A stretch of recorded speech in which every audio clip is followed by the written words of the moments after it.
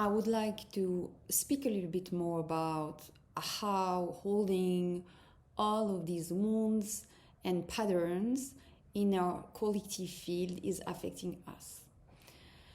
And I'm using quantum healing to explain that, and there are a few more videos that I've posted on the platform that explain more in detail all the different laws of quantum physics that are used in quantum healing to explain basically how the frequency that you are holding is attracting people or events who hold matching frequency. That's the law of resonance. The law of resonance says that if you emit a certain vibrational frequency, everything or everyone who's holding the same frequency will react.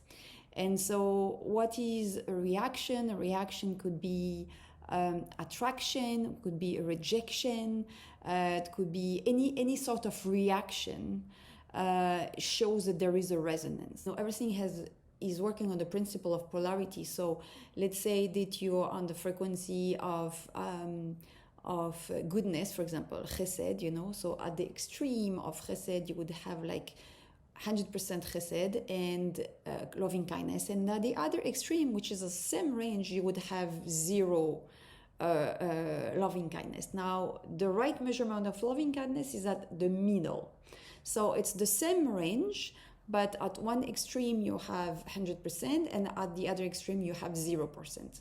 None of these extremes are useful, and if you want to have a proper amount of loving kindness, you need to come to the center, because too much of loving kindness could kill someone, and zero loving kindness also could kill someone.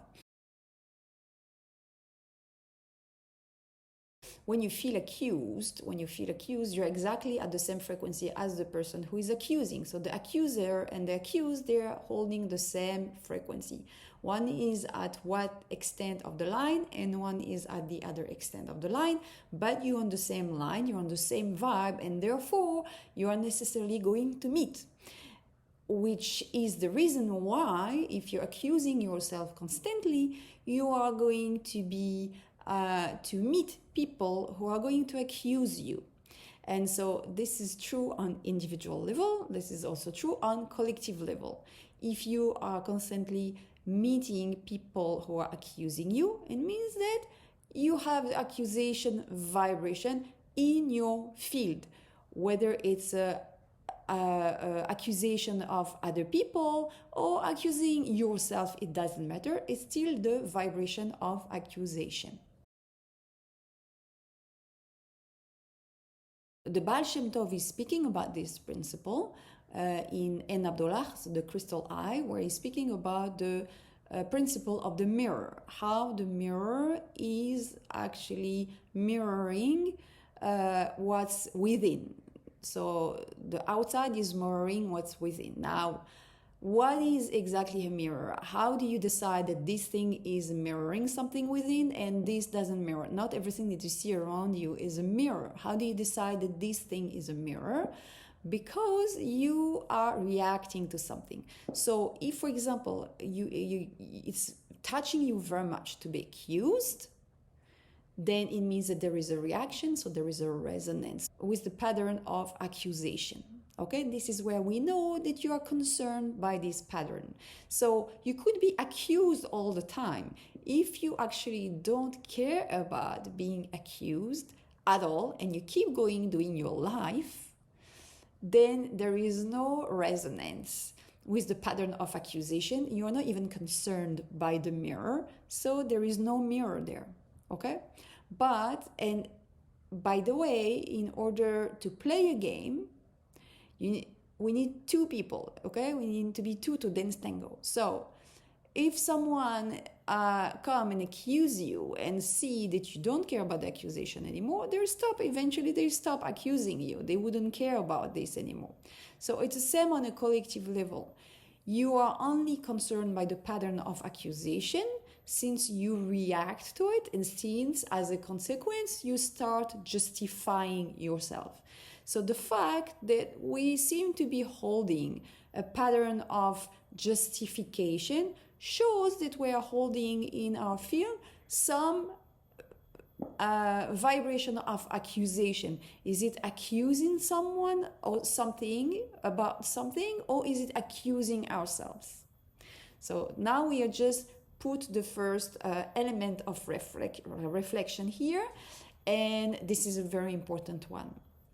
Now we are going to explore the different options. Is it accusing others? Is it accusing ourselves? In this case, it's probably both, because we start by accusing ourselves of something, and then people are accusing us, and then we feel accused, so we accuse them to accuse us. But it's not relevant or not if we are really guilty.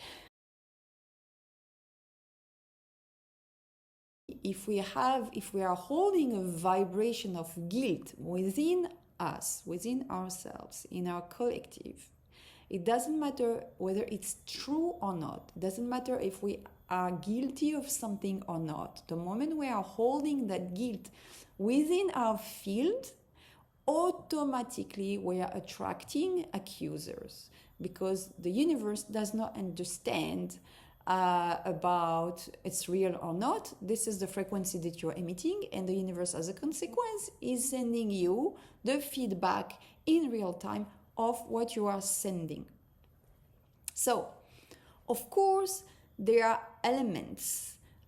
external elements that are playing a big role in this, and they would want to come, and that's why, for example, we have the mitzvah to erase Amalek, because Amalek would be that one entity that would come and give you doubt, that would put doubt within you. Amalek, yes, is represented as an external entity, but it also could be something that's within.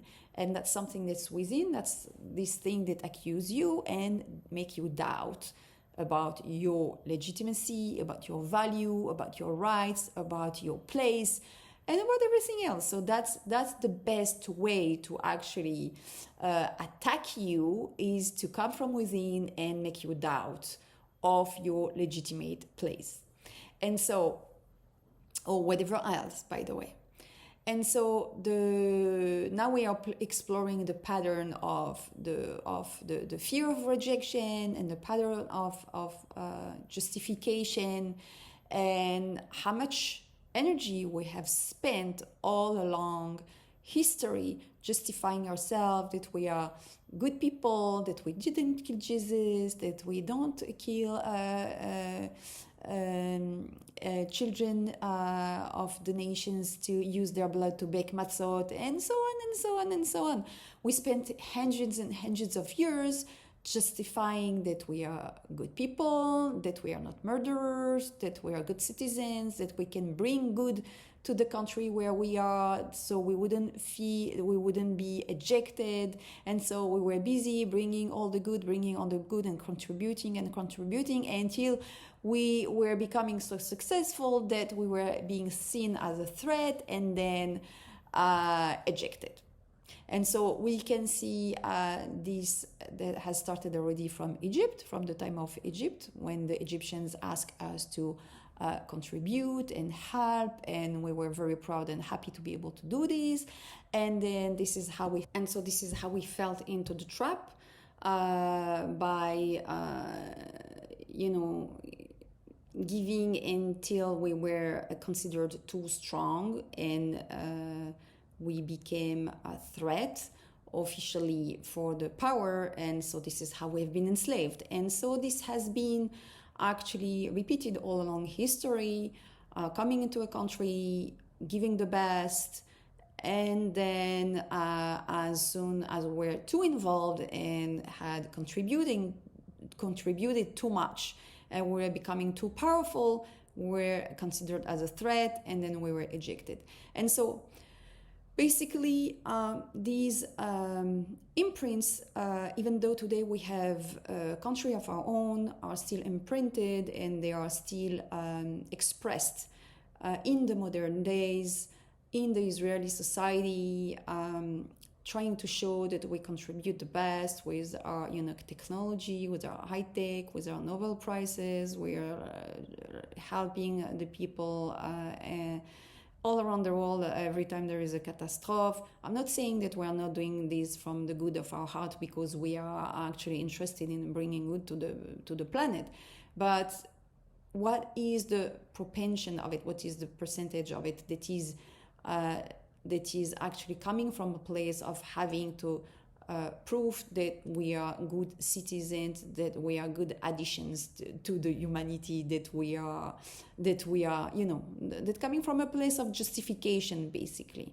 And the way we see every time there is an attack, we see how people have the right to justify themselves. We can see that this is a pattern that is very deeply ingrained, because if someone come and accuse you of anything, if you are not holding within yourself the frequency of accusation, whether you are actually accusing yourselves or others, it doesn't matter. If we are not holding the frequency of accusation within ourselves, no one can come and accuse you of anything. And if they do, they actually can't, it actually doesn't touch you.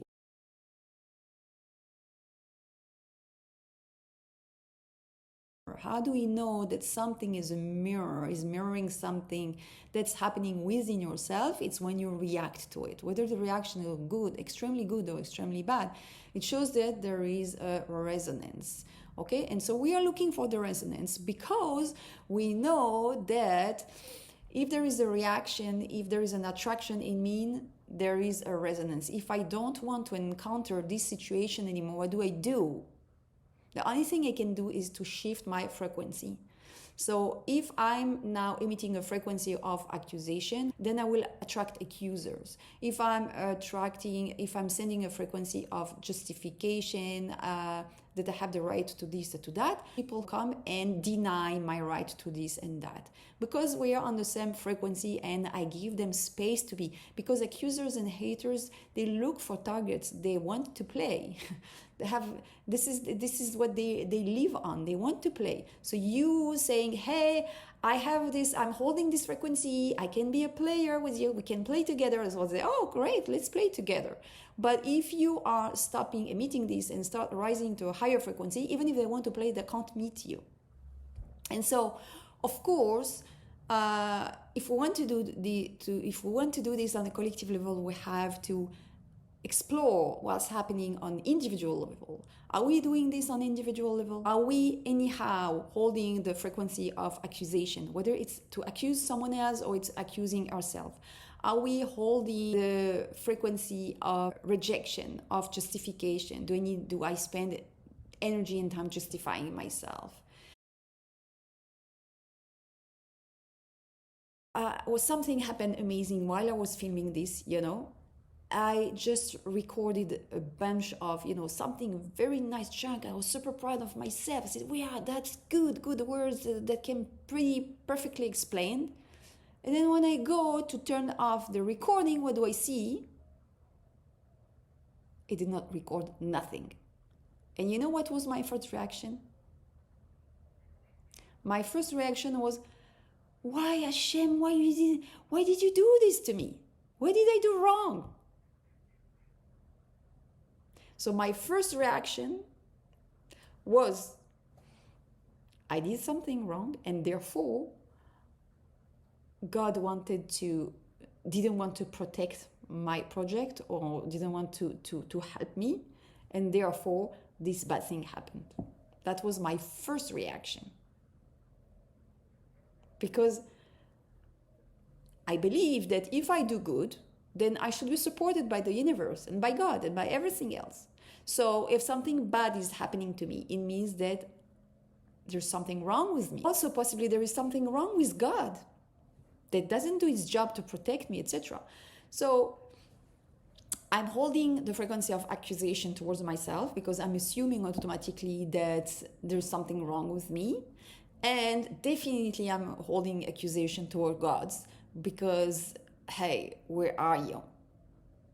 And so maybe you can say, yes, but actually we have the right to ask that question and to accuse God for not being there sometimes. But the problem is that if you're holding within your field, you, collective Jewish nation, if we are holding in our field this accusation towards God, it means that it's embedded into our field. We are necessarily going to attract accusers. Whatever you do, even if you do everything right, if you're holding within your field the frequency of accusation, you will always attract accusers.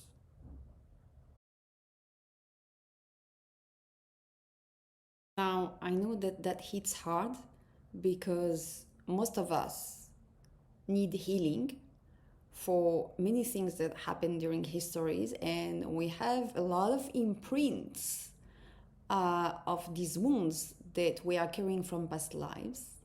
And it's very necessary to clean these imprints and to let go, because if we don't, then we can't just get out from the loop. It's just not possible to get out of the loop if we are not clearing these imprints, if we are not clearing this resentment towards God and towards all of the people that did bad to us. And when I'm saying clearing the resentment, I'm not saying that we are going to absolve them. They're going to have their own account. They're going to be accountable. Whoever did something wrong is going to be accountable for whatever he did. You don't have to worry about that. The only thing you have to do is to let go of the poison, and the seed of the poison has been implanted in you when these things have happened. And this is very important, because if you leave the poison inside, then you leave a hook inside you. You are connected to the remote control, and you can be controlled at a distance. Your reactions are predictable. And the universe, as a result of what you're sending, is going to send you more of the same. That's what the Baal Shem Tov called the Torat HaMarot. So, are we ready to look into what we are holding in our field as a collective and as individual?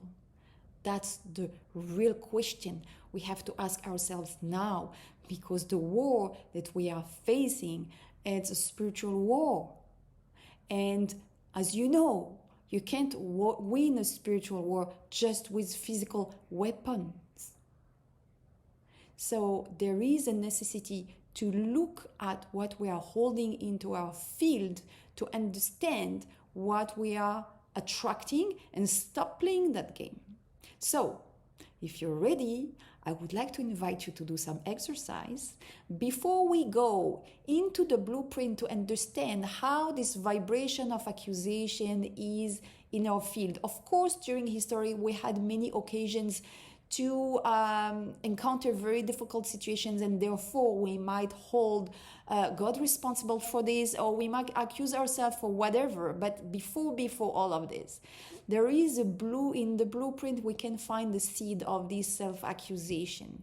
We can find in the blueprints many things that we are seeing today. Most of the patterns that we are observing today, we can actually find them within the blueprints, which means at the level of the forefathers and the foremothers.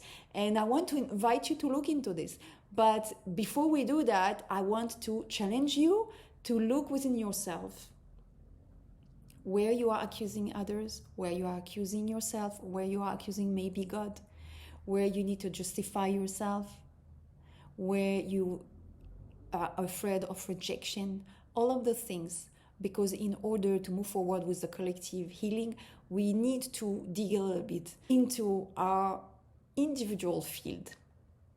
And so that would be the first step. Next step, we will explore the blueprint, how we can find this sensation of guilt and this sensation of not having the right to exist, this sensation of having to justify our right to be,